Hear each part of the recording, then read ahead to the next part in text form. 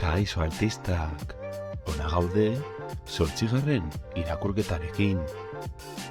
Beraz, hortxe ikusten duzuena, eman begirada on bat, goitik bera, ezkerretik eskumara, eta zelan hasi behar da? Irakurri behar dugu, ezta? Oso ondo, irakurri, baino lehenagoko estrategiei ekin behar dio. Ea ba, zein da lehenengo estrategia? Oso ondo, ipuinaren marrazkia ikusi behar da. Ze ikusten duzu beho? Ume batzuk, kanpaina denda bat egiten, beraien ondoan txakur bat, badiru ondo pasatzen ari direla, eta beste marrazkian, hor, pertsonaldua, hor ikusitakoa, umeak jaoean eta txakurtxoa. Eta, primeran, bigarren estrategia zein da? Hori da, ipuinaren izenburua irakurri behar da. Kanpamentua. Zenbat pista ematen dituen, ezta? Horrela primeran egin daiteke. Hirugarren estrategia gogoratu. Informazio gehiago daukagu? Bai, idazlearen izena. Toti Martínez de Lezea, agian ezagutzen duzu, ezta? Ipuin hau Nur eta Oian misteriotsoa da, ez dakit ezagutzen duzuen.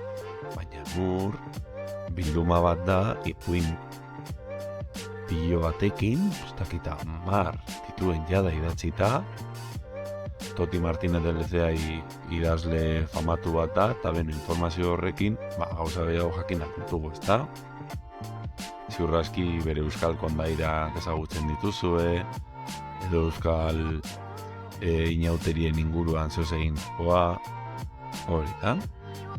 Laugarren estrategia, lehenengo eta azkenengo esaldia irakurtzea, horrela ideia bat egin dezakegu.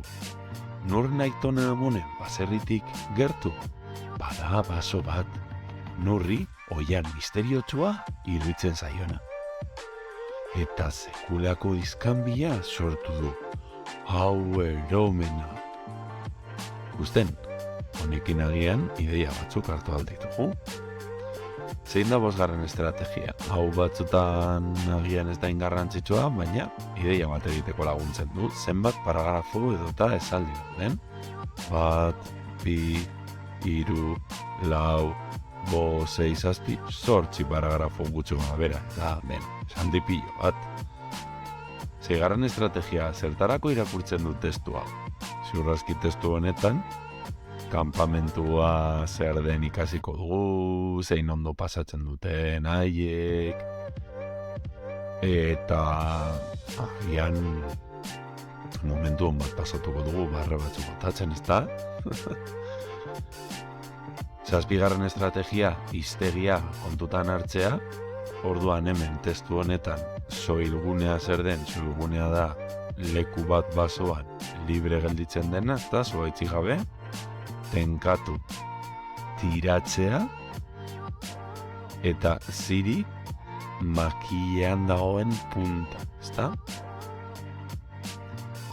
Eta ja horrekin, az gaitezki irakurtzen, 9. estrategia bat dago, norden protagonista, edo pertsonaiei pizka bat erreparatzea, eta beno, kasu honetan Nur dela argi eta garbi daukagu, ezta? Beraz, orain irakurtzeko txanda kasue, pausatu bideoa, saiatu lasai irakurtzen, eta ja gero nere eredua hartuko duzu. Itxarongo dut pizka bat, eta orain nere txanda. Kanpamentua. Nurren Aitona Amonen baserritik gertu, bada baso bat. Nurri Oian misteriotsua iruditzen zaiona. Gaurko gaua, bertan pasatzea erabaki dute Nurrek eta haren adiskideek, eta osaba aritzen laguntzarekin, kanpaden dartuta, motxilak bizkarrean abiatu dira basora. Zuaitzek, eguzkiaren argiari sartzen ere, ez diote usten, ia. Baina osaba geratu den lekuan, bada soilgune bat. Belarra lodi-lodia eta leuna da bertan. Alfombra baten modukoa. eta bitxilore asko daude. Osaba Aritzek kanpaden da antze jartzea erabaki du. Denbora behar izan dute kanpamentua antolatzeko. Ahalegin eta lan askoren ondoren, sabaia tenkatu eta ziriak lurrean sartu eta finkatu ondore, pozik ikusi dute egindako lana. Bikain! Gero, kanpadendatik sartu eta irten aritu dira neskamutilak. Eroriko ez dela eta Laurentzat lekua baduela ziurtatzeko. Eta zuk non egin behar duzulo? Galdetu dio Nurrek Osabari. Hortxe, erantzun dio Aritzek kanpadenda seinalatuz.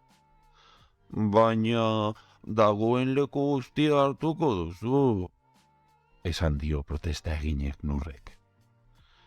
Proba egingo dugu, hartu lotarako zakuak eta sartu barrura. Kanpadenda ez da txikia, baina handietakoa ere ez da. Laumek lotarako zakua jartzeko leku bat bilatu dute, eta gainean etzan dira. Osaba Aritz, denda barrura sartu denean, denak zapaldu ditu. Oihuka eta protestaka hasi dira, baina barreak lehertu beharrean daude azkenerako. Kukatzakurrak barreak entzun ditu, eta kanpadendan gauza honen bat gertatzen ari dela pentsaturik, barrura sartu da, ura ere. Eta sekulako izkanbila sortu du. Hau eromena. Talazan edo espazon sortatik kalabazan eta geradadila Nurren baserritik gertu. Beno artistak, espero dut, zuontzako testua irakurtzea eta azalpenak erabilgarri egin izana, beste bat arte.